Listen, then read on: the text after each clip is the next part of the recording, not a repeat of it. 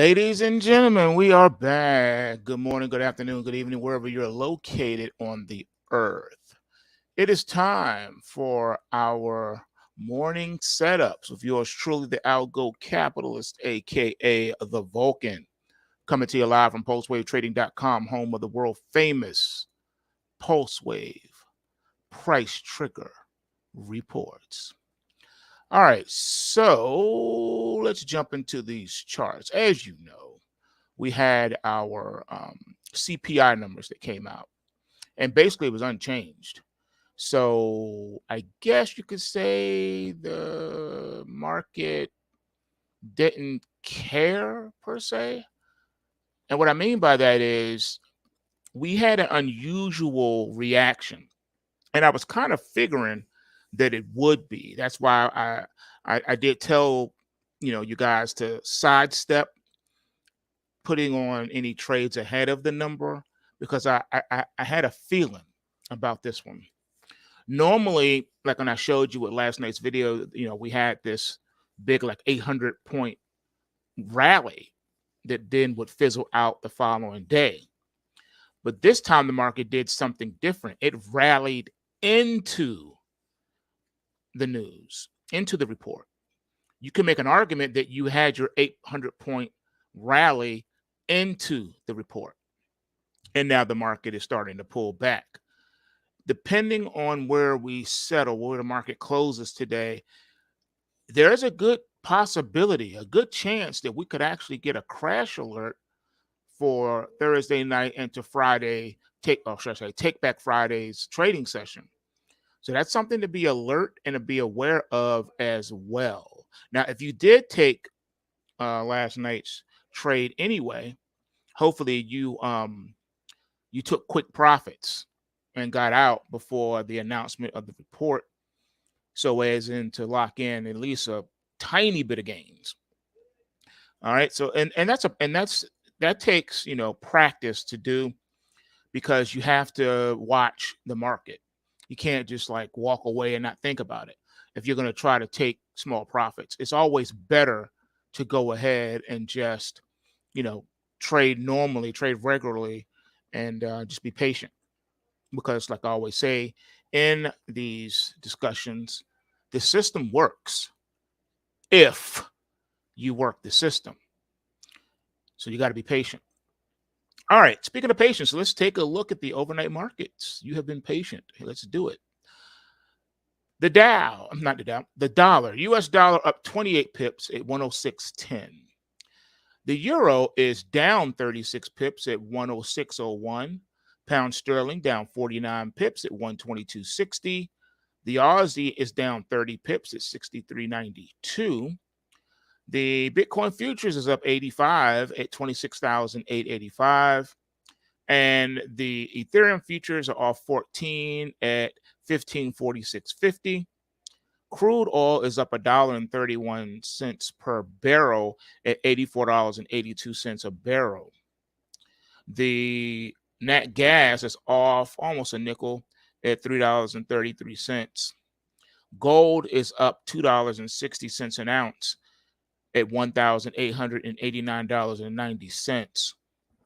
Silver is up 8 cents at $22.22 per ounce. Copper is pretty much unchanged at $3.61. Dow futures up 38 at 34,030.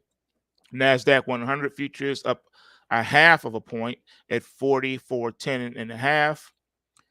The NASDAQ 100 down 5 at 15,372 and 3/4. And the Russell is up 0.6 at 1786.5. The soybeans are up 6 at $12.59 a bushel. Corn is only up about 1/4 cent at 4.88 and 1/4. And we got wheat is trading at $5.54. All right, so that's how the overnight markets set themselves up. Now let's check and see if we have any 2-bar Charlie setups. Let's do our scan here. I am now scanning. Let's see. We got one in Ethereum.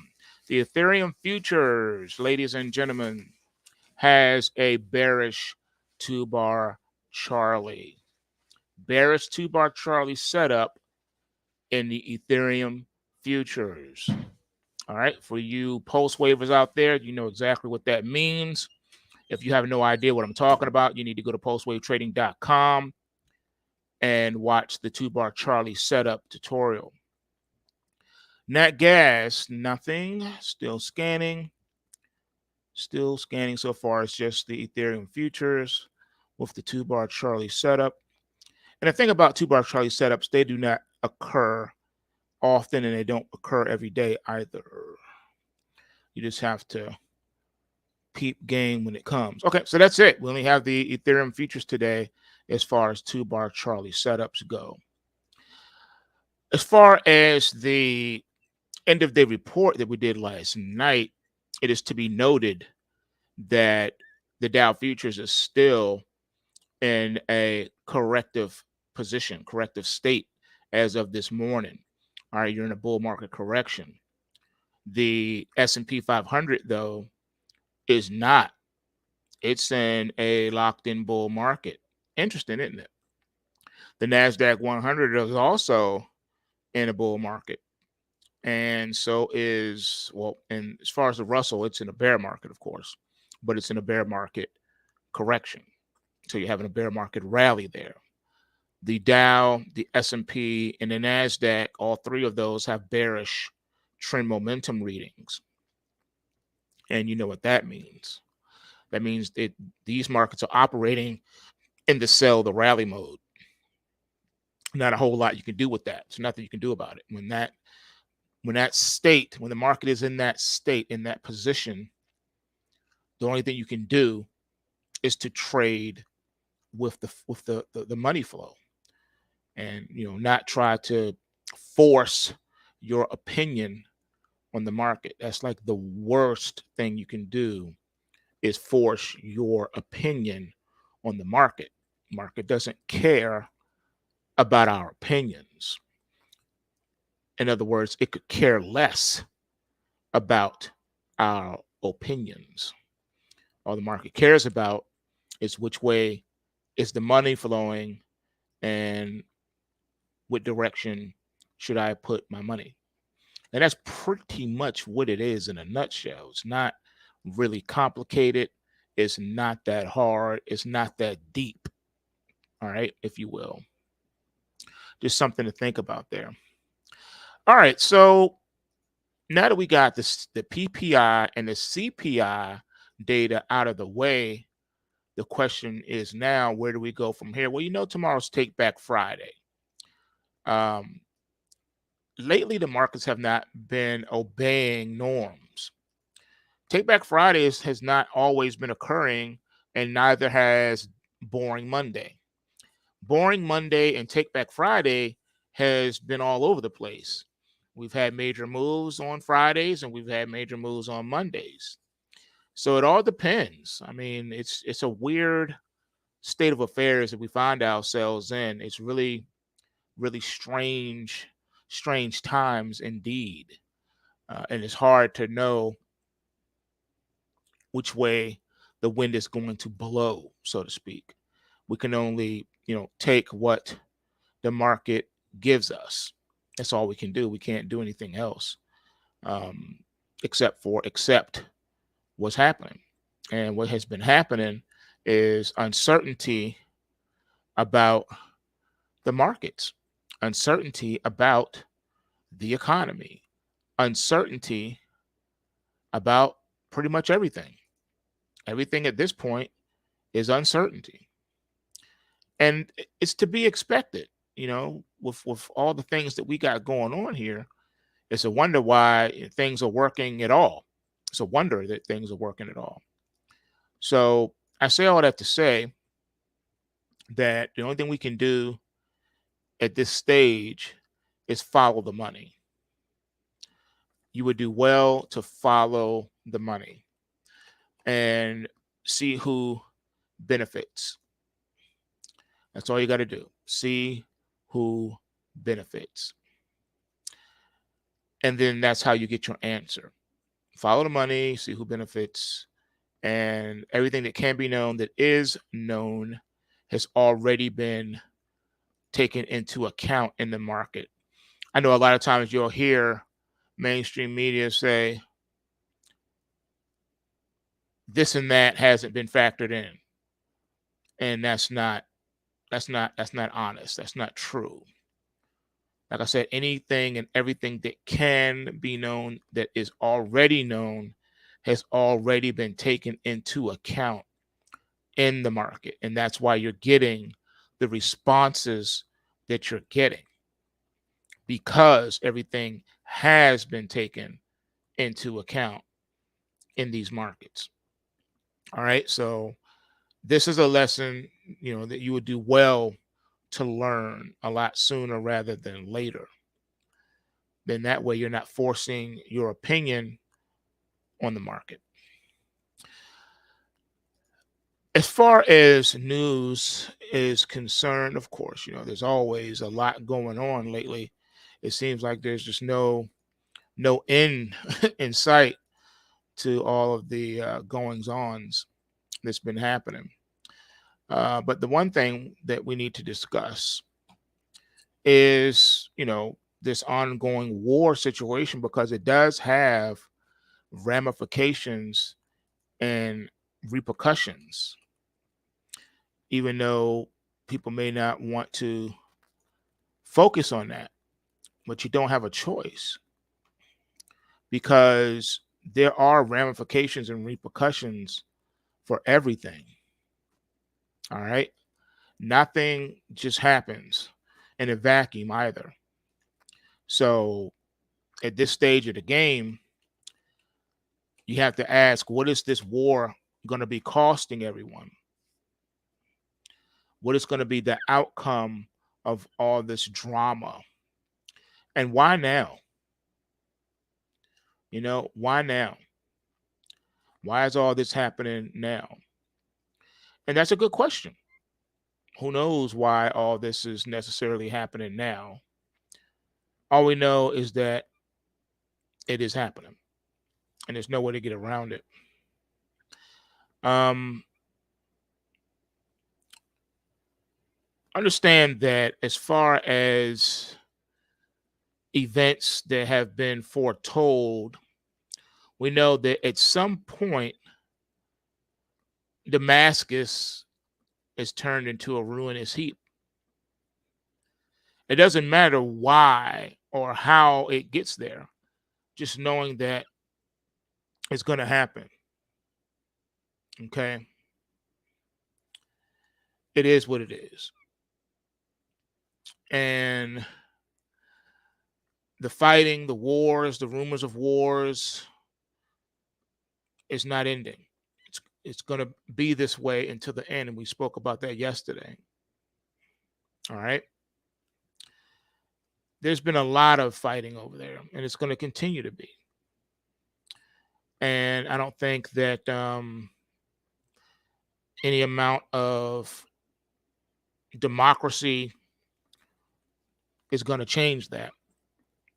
Everyone has their reason for doing things. And who knows why or what. We just know that these things are happening. So with that being said, I think that we need to, like I said, be sober minded. Think about, the things that we're seeing, things that we're hearing, and do the knowledge to it. That is I think that's gonna be the most important thing for everyone, is to do your research. All right. And not just be swayed by all the media hype that's out there, because everyone has an agenda. It would appear, it would seem that everyone has an agenda, and they're different you know media reporting agencies, and they all have their biases and slants, if you will. So it's really difficult to get an understanding and, you know, wrap your head around a lot of things. All right. And again, it looks like we have the book of the prophet Isaiah chapter 17 verse 1 coming into fruition. Quote, the burden of Damascus, behold, Damascus is taken away from being a city, and it shall be a ruinous heap. All right, that's directly from scripture. It is what it is. All right, there's nothing it's not a whole lot we can do about it. Just be knowledgeable what's going on, and to the best of your abilities, that's all you can really do to keep you and your family safe. But we still got to talk about it, right? So what I try to do with these morning talks is to hit things from different angles, from different sides, if you will. And that's what we're going to do this morning. Some of these conversations, some of these topics, I will tell you up front, it's going to be concerning for some people, especially if you're very sensitive. Understand that when I do these talks, I'm not trying to be sensationalist. I don't want to be sensationalistic. I'm not coming from a position of hatred or anger. I don't wish any harm to any people group. I believe in truth and righteousness and holiness, personal holiness in one's life. You'll notice that I approach news, topics, world events from a bibliocentric worldview. I do not hide that. I do not attempt to hide that. I am not ashamed of that. I'm not ashamed of the gospel of Jesus Christ. It is the power unto salvation. But in saying all of that, we got to keep a sober mind and a clear head when we're talking about issues, whether it be issues of the heart, issues of the mind, issues of life. And so that's what I attempt to do here. So I always want to preface before I begin that if you are easily offended, then you probably don't want to continue listening, because I got to tell it like it is. But I am going to do my best to give you facts and truth in love. All right. And not from a position of condensation, condescending speech or hate speech or none of that stuff or bigoted arguments. I'm not doing that. I'm just giving you the realities of what's happening. And you can either agree or disagree. It doesn't matter. But we do need to have a dialogue and come to the marketplace of ideas, ready to listen and understand everyone's side. Everyone has a opinion. Everyone has a point, whether it be valid or invalid. People have them. At the end of the day, it's not my job to convince you of anything. All right. I cannot convince you of anything. I can only share with you what I believe and why I believe what I believe. All right. That's all I can do. And that's all I'm attempting to do. Nothing more, nothing less. Let's start off with a fact check. Israel has no information on Hamas murdering babies.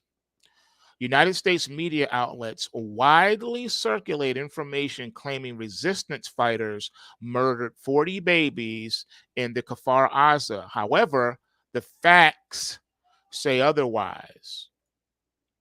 Need I remind you, when President Bush was in office, remember the young lady they paraded in front of the camera stating that they were snatching babies out of incubators? This is no different.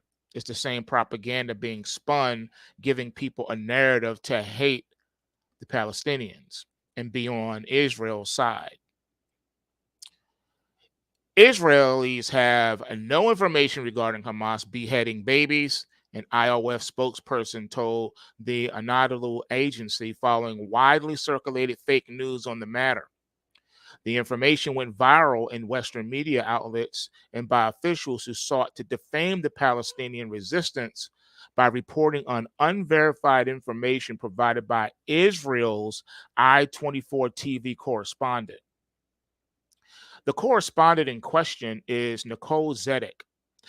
She was attached to a unit of the IOF that had been dispatched to the Kfar kibbutz, where fierce confrontations took place between Palestinian resistance fighters and Israeli occupation forces and settlers since Saturday morning. During her coverage, Zaydak claimed that the unit's commander had told her that 40 dead babies had been found in Kfar Aza, some of which had been beheaded by terrorists, she said, referring to Palestinian resistance fighters that crossed over the separation wall from Gaza to confront soldiers and settlers that have occupied their homeland for more than 75 years. Again, when a colonist occupier comes and occupies someone's lands, another country's territory, it's funny how when the people resist, they label these resistors as terrorists, when the real terrorist is the one who is invading someone else's land.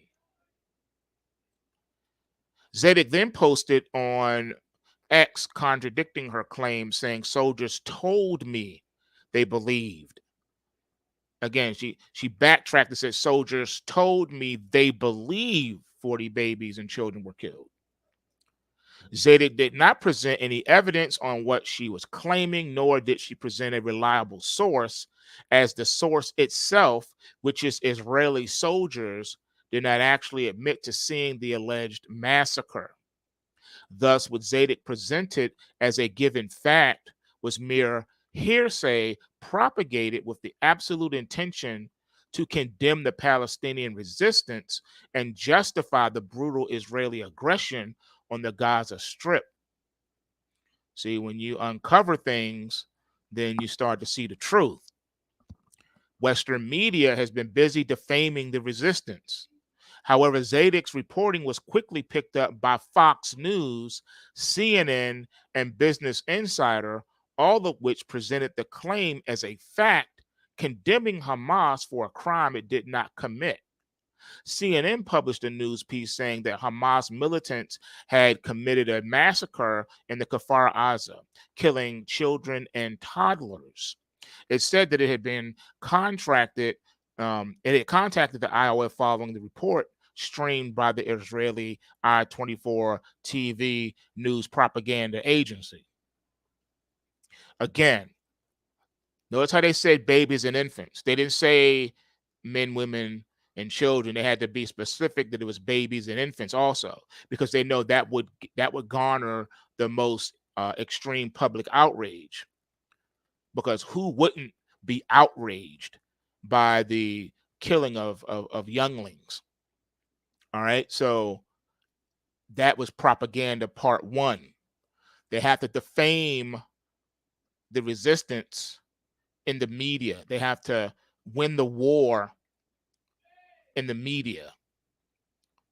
They had to get out in front of what they're doing so that they can control the narrative.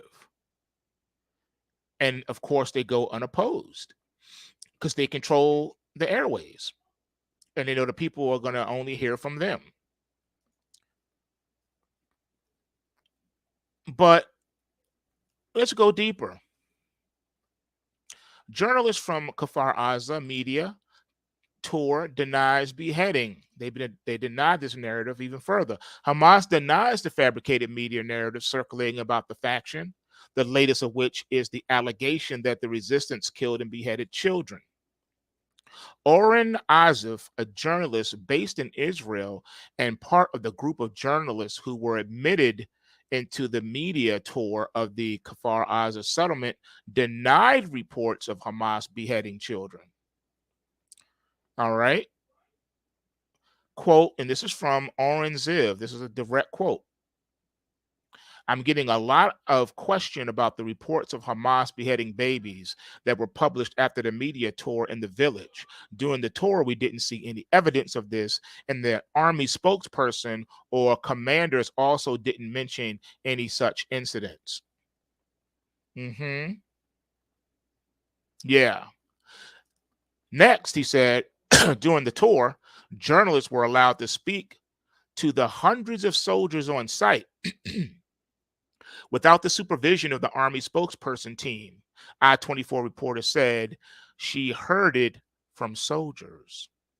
During the tour, we didn't see any evidence of this, and the Army spokesperson of commanders also didn't mention any such incidents, Oren Ziv said in a post on X. So this story has been retracted by the LA Times, and the Israeli army has officially disowned it. Perhaps it's time to question the other propaganda set pieces Israel has developed to falsely paint itself as the victim and drag the West deeper into its war of extermination. Similarly, a correspondent of The Independent, Bell True, disowned the narrative in a post on X. Quote, I just wanted to clarify that I did not tweet 40 babies had been beheaded. I tweeted that foreign media had been told women and children had been decapitated, but we had not been shown bodies, which was my response to reports which had gone viral about the 40 babies. I realized the way my tweet was written was too short to explain the full context, so I deleted it. My headline of my story references that toddlers were killed, end quote. Backpedaling. Hamas denies fabricated media narratives. Furthermore, Hamas issued a statement in this regard stating that they deny the fabricated media narratives circulating about the faction, the latest of which is the allegation of the resistance killed and beheaded children. The baseless allegations promoted by some Western media outlets unprofessionally adopt the Zionist narrative, which is full of lies. We're going to take a quick break, and I'll be right back.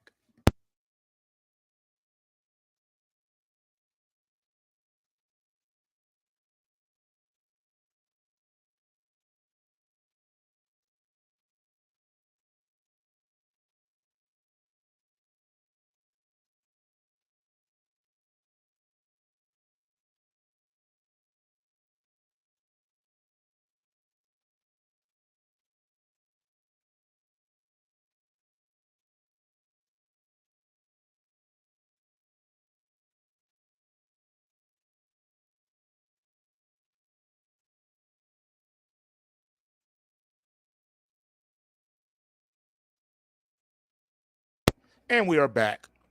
We're going to have some break stuff in the future. Right now, we're still working on getting all that stuff together. So I do appreciate you guys being patient with us. So where was I? Okay, so yesterday, an IFO spokesman told a Donla agency that the Israelis have no information regarding Hamas beheading babies. The fake report went viral in Western media outlets by the officials who sought to defame the Palestinian resistance by reporting on unverified information provided by I-24 TV correspondent. The correspondent in question is Nicole Zedek. She was part of the IOF unit that had been dispatched to the Kfar Aza kibbutz, where fierce confrontations took place between Palestinian resistance fighters and Israeli occupation forces and settlers since Saturday morning. So again, this was just nothing more than propaganda by Israel.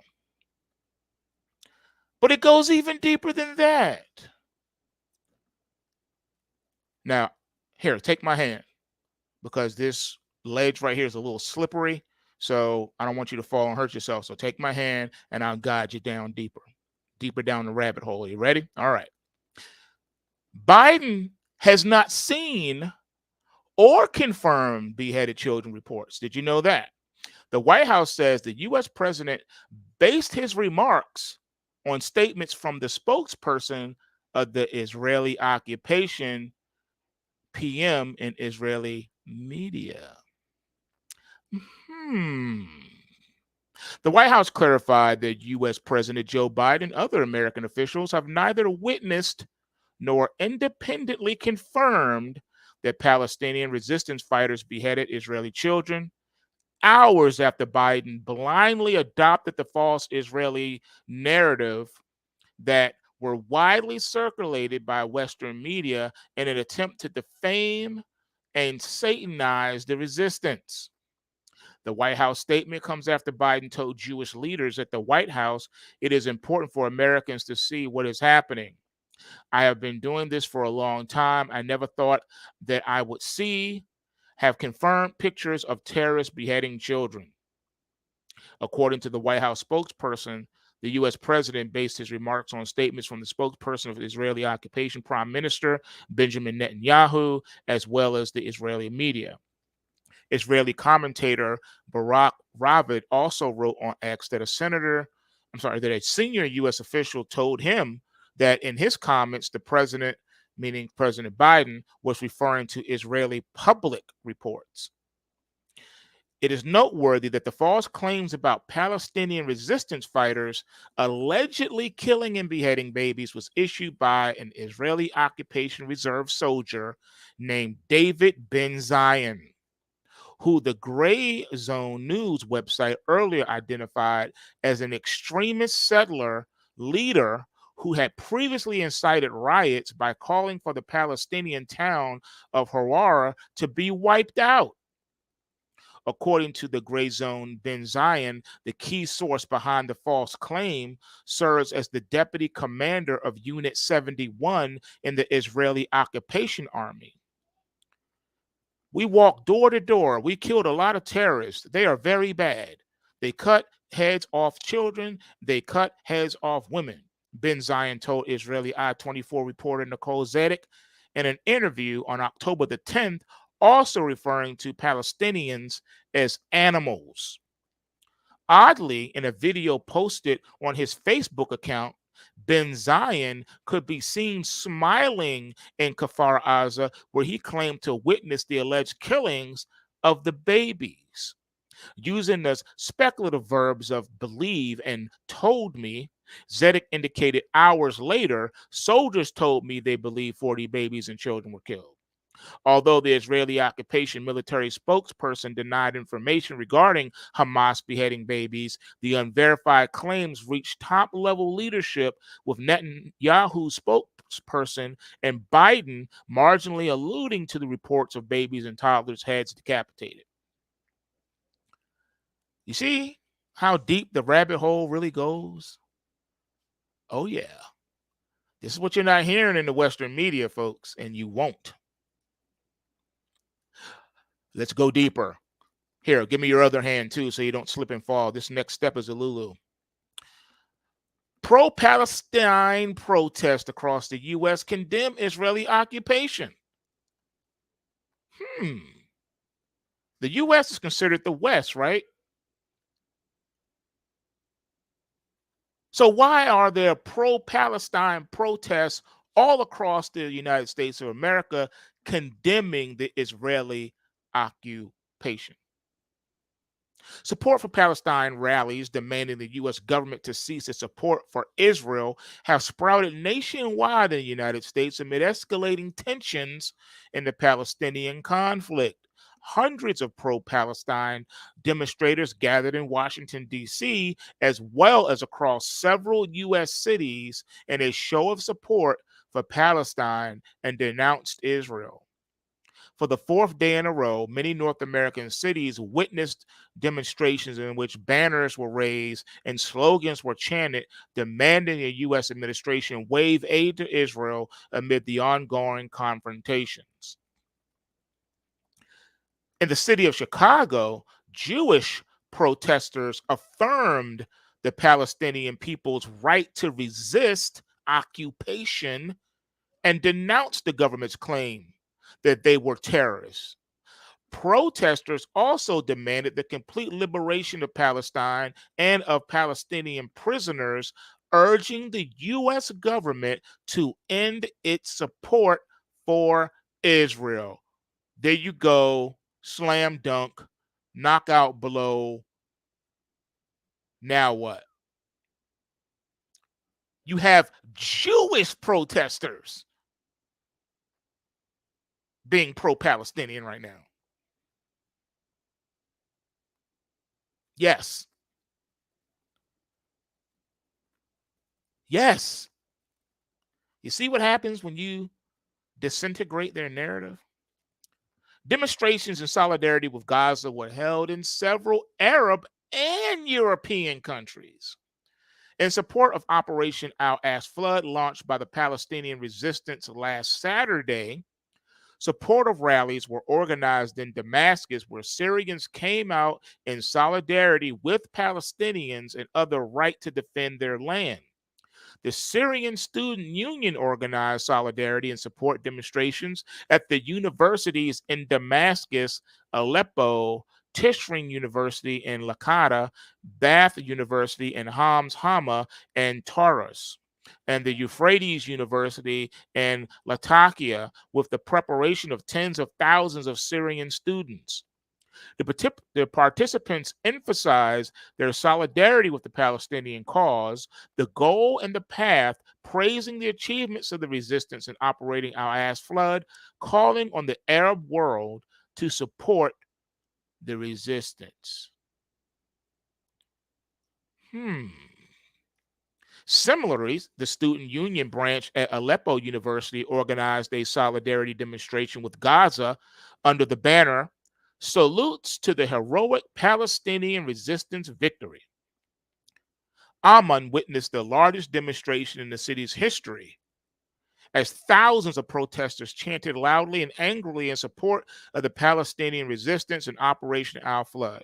Additionally, public school students in Tanzania organized massive rallies in support of Gaza and the Palestinian people. So, around the world, you got people in the East and people in the West that are demonstrating and supporting the Palestinian people.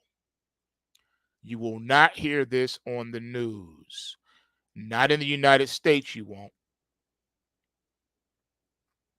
But let's go deeper. Okay, here. Turn your flashlights on because it gets really dark down in this level right here. All right, as we're getting deeper down this rabbit hole, watch your step. All right, and some of these turns are really sharp, so don't move too quickly. Take your time, and navigate these turns. Okay, turn your flashlight on so you can see because it's pitch black down here. You ready? Here we go. So, who was behind the fabricated claim of beheaded babies?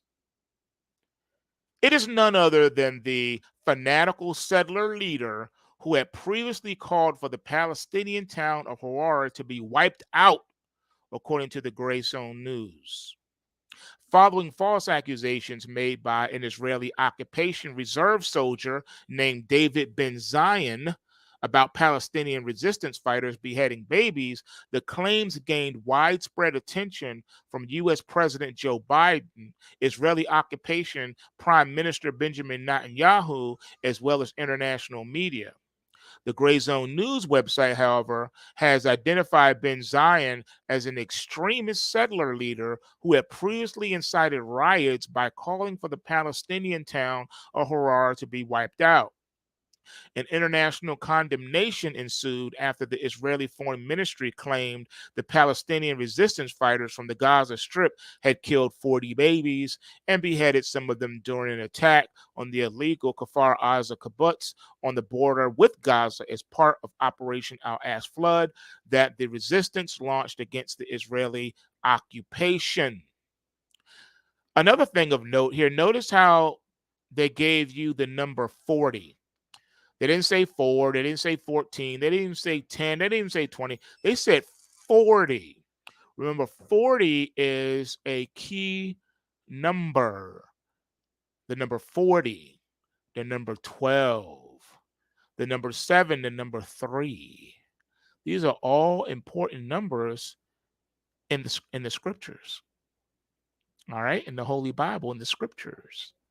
Very interesting they use 40. And 40 corresponds, they knew that when you heard 40 babies, that it would trigger something in you. All right. Especially those of the Judeo Christian faith, because 40 represents something. Remember, Jesus fasted 40 days and 40 nights in the wilderness. All right. So when you hear 40, you're thinking about, extreme, because 40 is extreme. Just thinking, something to think about. It means extreme. It means calamity. It means extreme is not even a really good word. Calamity doesn't even. It's extreme feeling. All right. It's uncharted. You can't even put it into a scale because again, rain for 40 days and 40 nights, the flood. Jesus fasted for 40 days and 40 nights in the wilderness. There's something about the number 40 that will trigger a certain dread of emotion and a flood of emotion in the person. That's why they chose the number 40. Biden reiterated this false claim during an address at the White House on October the 10th, and it was uncritically reported by Western media outlets. According to the Gray Zone, Ben Zion, the key source behind the false claim, serves as the deputy commander of Unit 71 in the Israeli occupation army. We walked door to door. We killed a lot of terrorists. They are very bad. They cut heads off children. They cut heads off women, Ben Zion told Israeli I-24 reporter Nicole Zedek in an interview on October the 10th, also referring to Palestinians as animals. Again, this is very telling. When you go deeper down the rabbit hole, you really see what's going on. And then, of course, they backtrack and say, okay, fine, we didn't see any evidence of any of that. So then why say it? Why even bring it up? No answer, right? Crickets, right? All right. Before we end it for today, it's time, class, take your seat. Everyone gets seated. Class gets seated. Take out your pencils and your notepads because now we're going to talk about the effect of Zionism on the dividing line of history. Encouraged and enabled by the West against all the warning signs and flashing lights, the Zionist regime has set itself on a destructive, counterproductive, and self-destructive path. Perhaps no issue defines the historical, political, and civilizational line between the West and the global South more starkly than the Zionist entity implanted in Palestine. The West, with its history of over half a millennium of invasion, occupation, massacre, ethnic cleansing, and colonization, supports Israel. The global South, invaded, massacred, occupied, ethnically cleansed, and colonized by the West over half a millennium, understands from collective experience what the Palestinians are going through and supports the justice of their cause. It is not just the Palestinians and the settler entity who are at war, but history itself. If you recall, for the last couple of days, I've been going over some of this history.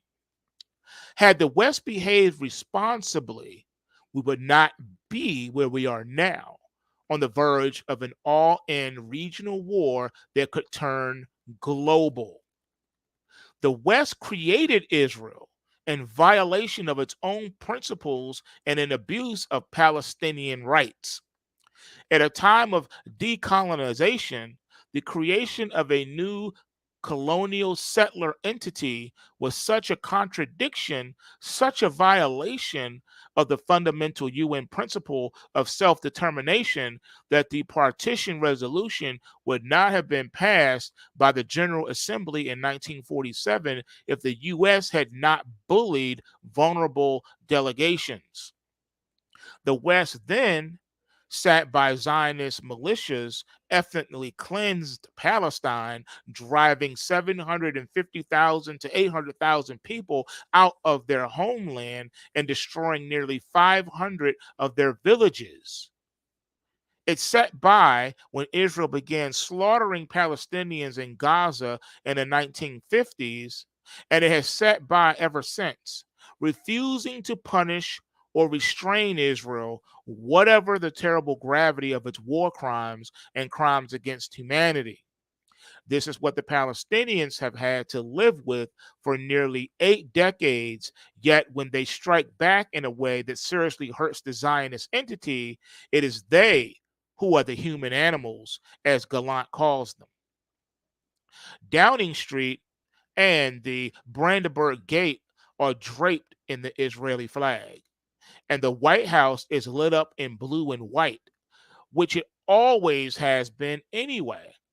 The media indulges in an anti Palestinian hate fest devoid of any understanding of the past and licensing Israel to raze Gaza to the ground in revenge. Dwelling on the suffering of Jewish children and their parents, it is no more interested in the suffering of Palestinian parents and their children now than it has been in the past. They are just human animals, savages, barbarians, a horde. The media rhetoric is 19th century in its viciousness.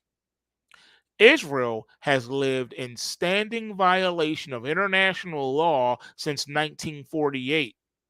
Yet the West, blinded by its guilt, deeply anti Semitic under the surface, not only allows it, but authorizes it, funding, arming, and protecting Israel at every turn, whatever it does, whatever crime it commits.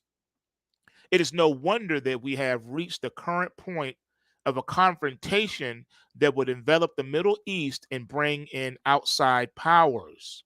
The Palestinians are abused as if the past never happened, when nothing can be understood except through the lens of the past. 1948 was only the beginning of an open war against the Palestinians and anyone who supported them. In the coming decades in Palestine, Lebanon, Syria, Egypt, and Jordan, the Zionists slaughtered tens of thousands of men, women, and children, and that's documented. In 3 months alone in Lebanon in 1982, they killed close to 20,000 Palestinians and Lebanese, almost all of them civilians, pulverizing them from air, sea, and land. Only the most heinous single atrocity, the killing of 1,200 to 3,000 people in the Israeli supervised Sabra and Shalita refugee camps, was enough for the West to set up and take notice, and even then, Israel was not punished. In Lebanon in 2006, the Israelis slaughtered another 1,400 people, including hundreds of women and children. In Gaza, between 2008 and 2009 and 2014, more than 1,000 were killed on each occasion. In these onslaughts, entire apartment blocks and entire families were destroyed. There is not a Palestinian family that has not lost parents, grandparents, children's brothers, sisters, aunts, uncles, cousins, and friends in these attacks. Hospitals, schools, and ambulances were bombed while the same settlers sobbing in the media now sat in garden chairs and cheered the death and destruction on the other side of the Gaza fence. Snipers murder Palestinians, soldiers, and settlers kill with impunity on the West Bank, where land is settled in violation of international law, and governments that back Israel didn't flinch. Dozens of children have already been killed this year, hundreds over the years. They're being killed in Gaza even as we speak right now.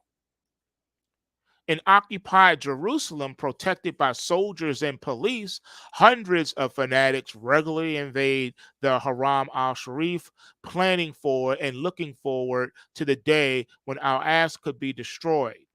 No provocation could be more incendiary to Muslims around the world, but this is what the settler entity encourages.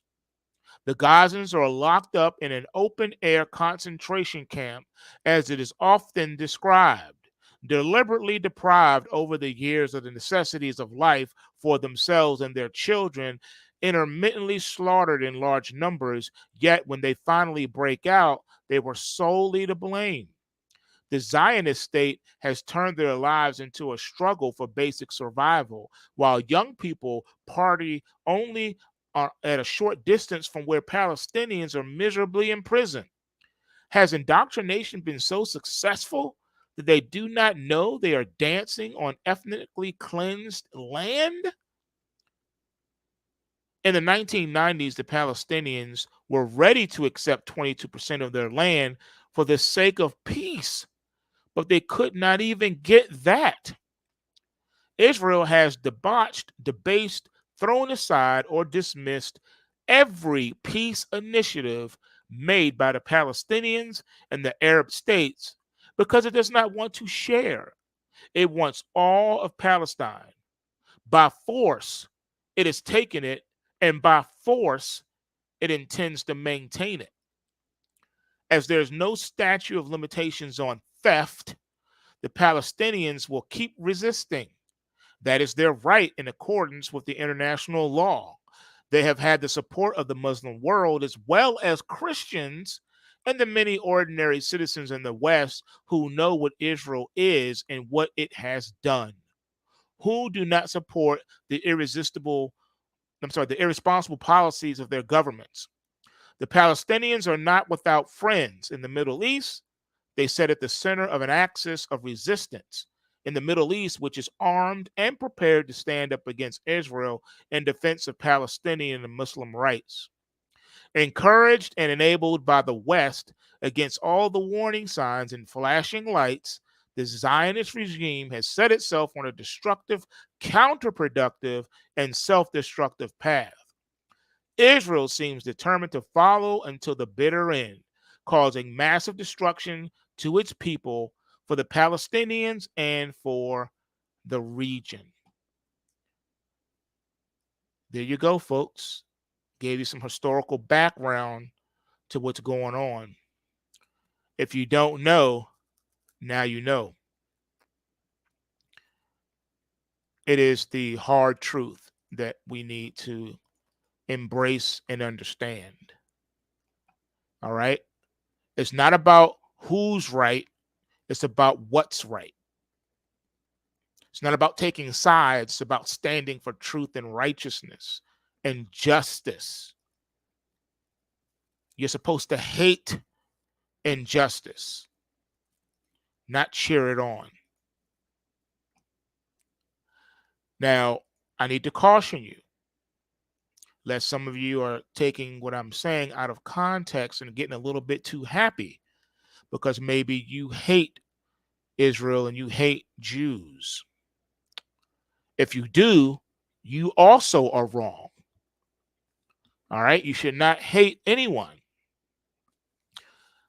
But a little understanding needs to be taking place here because what I'm going to say next may shock a lot of people. But in closing today, I just want you to wrap your head around all this. Are you ready? Remember, at the end of the day, no matter what happens, no matter what you see, no matter what you hear, no matter what you experience, you need to remember this very key point, this prominent truth, which is God is sovereign, but man is responsible. God is sovereign. That means he is the true potentate, all powerful, all knowing, and omnipresent. And he shares his divine attributes with no one. God is sovereign, man is responsible. So he used the United States of America to establish Israel. All right. Everything that you see that has happened over there has been preordained. But don't get too happy, you pro-Zionists out there, because although this was set up for you, I want you to understand this was set up for you. If you are living in the land of Israel, understand that the position that you hold today was already predetermined and constructed as part of the end times plan. So everything that Israel is doing over there is not because it's sanctioned by God. God just used the United States to establish the nation of Israel. It doesn't mean that God is pleased with the nation of Israel or that God is pleased with the United States of America. Far from it. All right. Again, God is sovereign. Man is responsible. Every nation throughout the history of the earth was predetermined and had its borders established by none other than God himself. It's God who determines when a nation rises and when a nation falls. He determines that. The only eternal kingdom will be God's kingdom. But as for right now on planet Earth, again, nations are established by God himself, and their length is also determined by God himself. Just look at the world superpowers over the many centuries and millennia. Those that were superpowers of the past are no longer the superpower today. Once upon a time, Greece was the world superpower. Once upon a time, Egypt was the world superpower. Once upon a time, Assyria was the superpower. And once upon a time, Mali and Songhai and Ghana were superpowers. All right. No more. What happened? What happened to Rome? What happened to all these superpowers? Gone. All right. They're no longer superpowers today. So just because things are going the way they're going doesn't mean that it's going to stay that way. You see, the Most High God is allowing Israel to do what Israel is doing because Israel is making a bed for itself. Remember, not one word of scripture is going to fall to the ground. Every word God has spoken concerning the future of this earth and the nations of this earth is going to happen and come to pass. We don't always know and understand the means because God doesn't always reveal that in the scriptures, but what he has revealed is coming to pass. If you think about it, it makes sense. We know at some point in the future, Israel is going to be all but destroyed. Did you know that? The inhabitants of the nation of Israel are going to have to flee because they're going to be overtaken. Did you know that? I hope you did. Now, I told you the other day that what we call the tribulation could be renamed or better named or titled as the tribulation of Israel. The tribulation itself, that 7-year period, the final 7 years of human history, is designed for Israel specifically. All of those world cataclysms and judgments are designed for the nation of Israel. It's designed for the Hebrew Israelites. And the rest of the world will suffer along with her because they have partaken in the same sins as Israel has. Please understand this. All right. Now, in saying that, it doesn't mean that it's going to stay that way because we know God has not finished with Israel. God has a plan for Israel. He is going to redeem Israel in the last days during the tribulation period, the 7-year period. He is going to redeem the nation of Israel, and he is going to save the Hebrew Israelites. The Hebrew Israelites will become born again and followers of Christ when he returns. All right? That's just what it's going to be. As a matter of fact, the Hebrew Israelites are going to become the greatest evangelical force in history. There's going to be an incredible end times revival during that 7-year period. There's going to be the greatest revival in the Judeo-Christian history. More people are going to come to Christ during the final 7 years of history than at any time in history, amongst all the horrific incidents that will be taking place at that time. It is also to be understood, you guys, that during this time, the beast is going to slaughter Jews and Christians worldwide. The Purge movie is going to come into effect, but it's not going to be for everybody. It's going to be just focused solely on Christians and Jews. If you are a Jew or a Christian in the final 7 years of history, life is going to be extremely hard for you, and a lot of you will be martyred. Now, you can say what's leading to that. You can blame what's happening in Israel right now.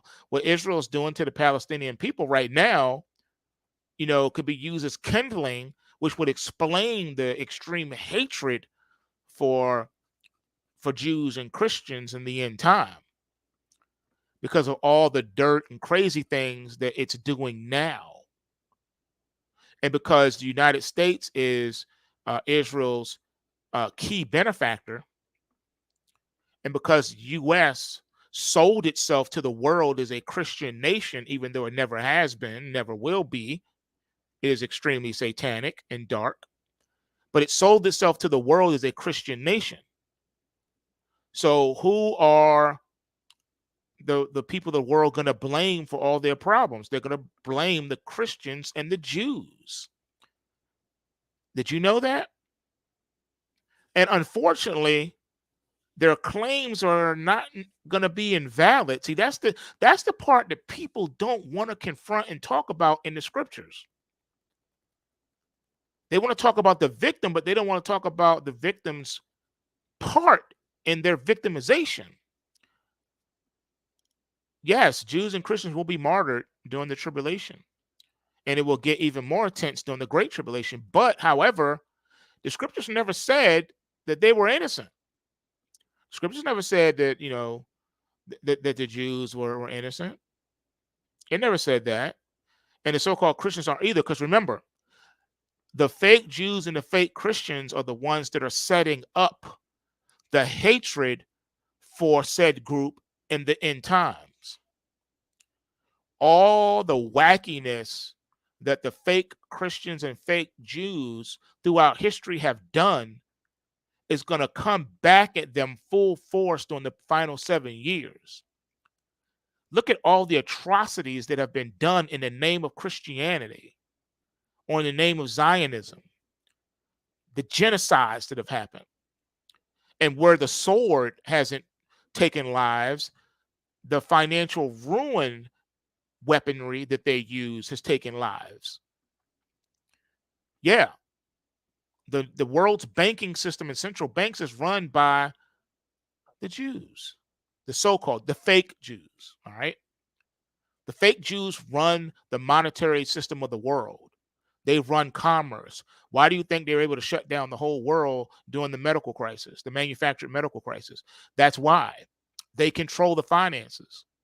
They control the money, whether you like it or not. And the fake Christians sided and worked with them.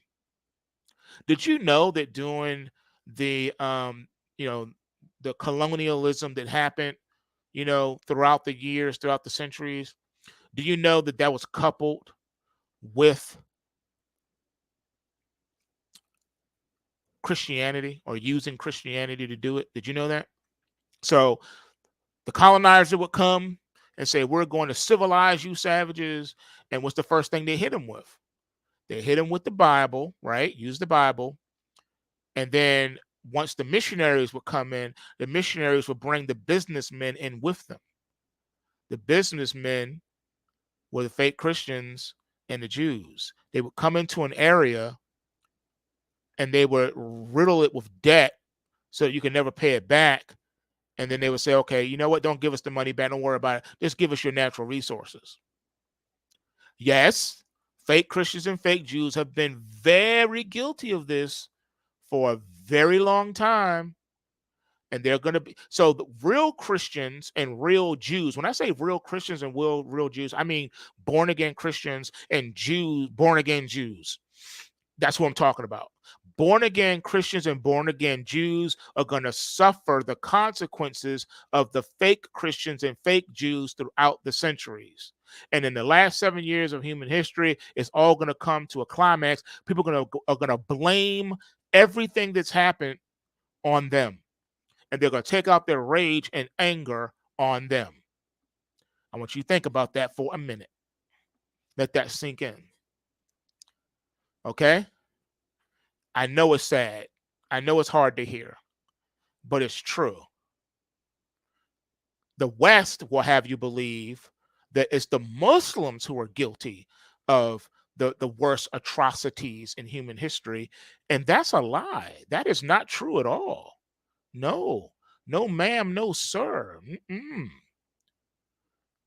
You can add up every jihad that ever happened and ever taken place. And you can include the conquest of Muhammad when he took over all of Africa. You can include all of that.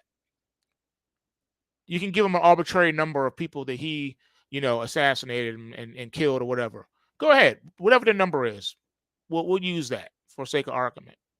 That still pales in comparison to the colonizers and what they have done.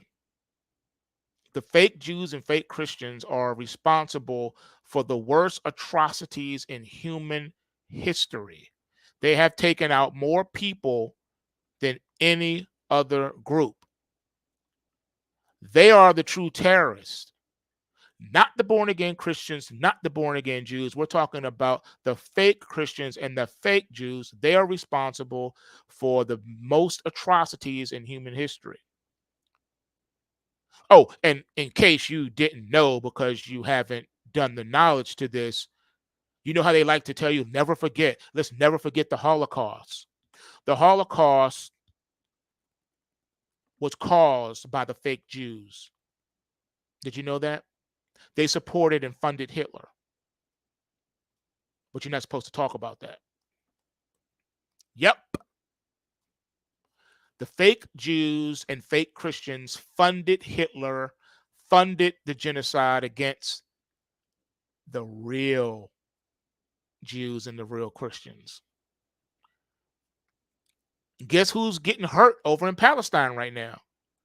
The born again Christians and the born again Jews. The real Christians and real Jews are the ones suffering in Palestine, along with Muslims and people of other faiths and stuff like that too.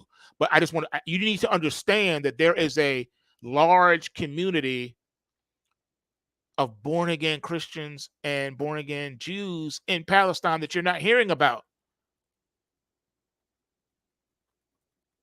So in the last days, the persecution against the real Jews and the real Christians, guess who's going to be participating in that persecution? Yes, the fake Jews and the fake Christians are going to be the ones to persecute the real Jews and the real Christians. All these fake churches out here preaching false gospels and doctrines, they're going to be the first people to cast the first stone against the real Christians and the real Jews. I bet you didn't hear that in Sunday school. These are facts. These are truths. Read your Bible. Read the Holy Scriptures, and you'll get understanding. Oops, but it's only spiritually discerned. So if you're not born again, then you're not going to get it. So now you have a more complete primer on what's going on in the Middle East. Okay, it is what it is, and now you know how to read and how to listen to the news when it comes out. All right. Any news that is pro-Israel and paints Israel as the victim, they are the enemy. They are the ones that are coming for you next. Why do you think they're pushing this digital money so that they can control you, folks? All right, that's all I got for today. I think I've said enough, maybe even too much. All right, so just understand what's going on, folks. Do the knowledge to things. All right, anything and everything that can be known is already factored into the price of these markets. The markets give you an idea of the next thing to happen as well. You just have to know how to read the math, but they tell you what's going on too. All right, folks, smash that like button, share these live streams with friends and family. You never know who it can help or encourage.